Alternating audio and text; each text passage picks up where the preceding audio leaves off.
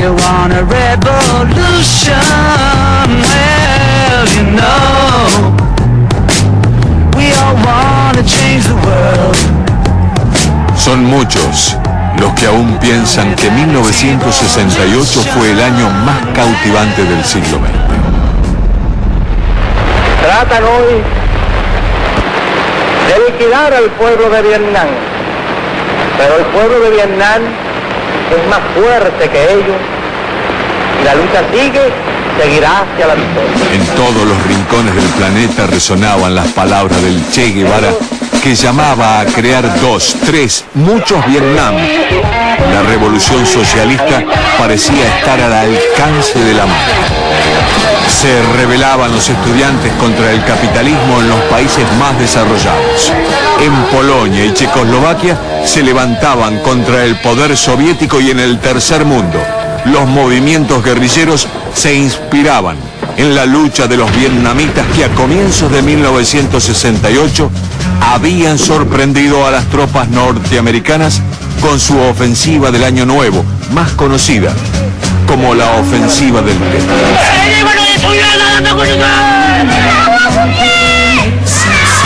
Pero lo más impactante de Vietnam eran las atroces imágenes que llegaban, como las de la masacre cometida por los Marines estadounidenses en la aldea de My Lai el 16 de marzo de ese año.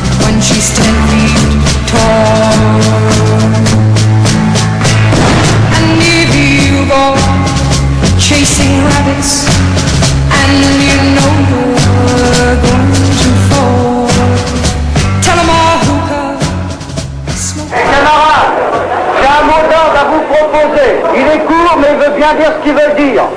Tout simplement, ni esclave, ni robot. Pocos días después, los estudiantes parisinos comenzaban a tomar las universidades para intentar cambiar radicalmente el mundo, siguiendo los pasos de sus pares en Alemania y Estados Unidos.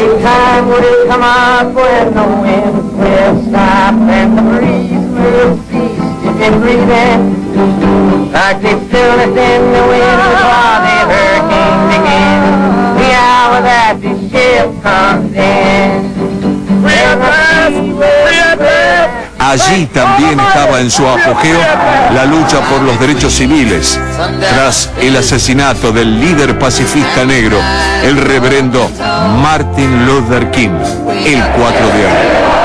The helmets and the militant street demonstrations actually were inspired by the Japanese student movement.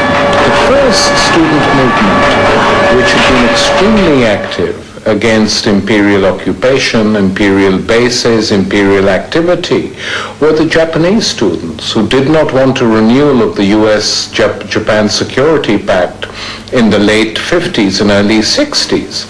And it was the Takamaru and the Zengakuren and their dramatic way of demonstrating. Japón crecía a ritmo vertiginoso y se convertía en la segunda potencia industrial, aunque vivía bajo el paraguas de Washington, y esto enfurecía a los estudiantes que querían terminar con la supervisión norteamericana impuesta tras la Segunda Guerra Mundial. En mayo, los estudiantes franceses ya levantaban barricadas en el centro de París, y la Universidad de la Sorbona, en el barrio latino, parecía convertirse en el centro de la Revolución Mundial. Los sindicatos y los intelectuales como Jean-Paul Sartre, encandilados por la Revolución Cultural China, se sumaban a la revuelta y la huelga general de los trabajadores que paralizó a Francia. El 20 de marzo hizo tambalear el gobierno del general Charles de Gaulle. En Estados Unidos no había respiro.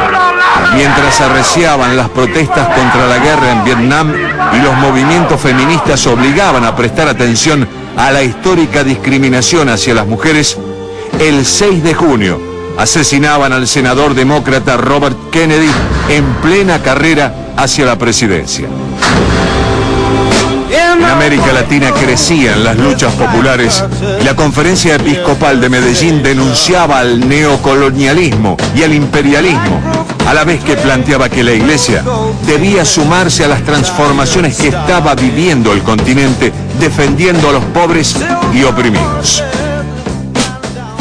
Paralelamente, en Panamá, la Escuela de las Américas adiestraba futuros dictadores a ritmo acelerado.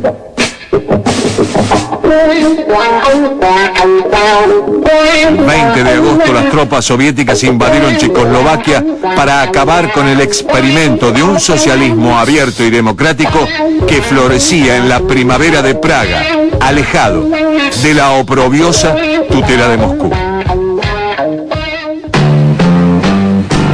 En octubre de 1968, las miradas se posaron en México.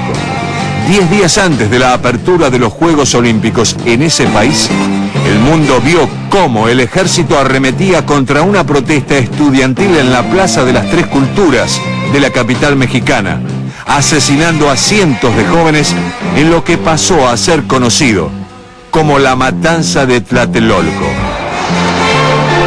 Pero el show debía seguir, dijeron los organizadores. No contaban con que 2 atletas negros de los Estados Unidos recibirían sus medallas con los puños en alto en protesta por la discriminación de los negros en su país y que su imagen recorrería el planeta aunque luego los expulsaran de la Villa Olímpica. Finalizado 1968, en Perú llegaba al poder el general nacionalista Velasco Alvarado. En Panamá asomaba la figura de Omar Torrijos y África seguía siendo sinónimo del apartheid sudafricano y del hambre en Biafra. En noviembre, Richard Nixon ganaba las elecciones. Having lost a close one 8 years ago and having won a close one this year, I can say this: winning's a lot more fun. I, Richard Milhouse Nixon, do solemnly swear. You say yes, I say no.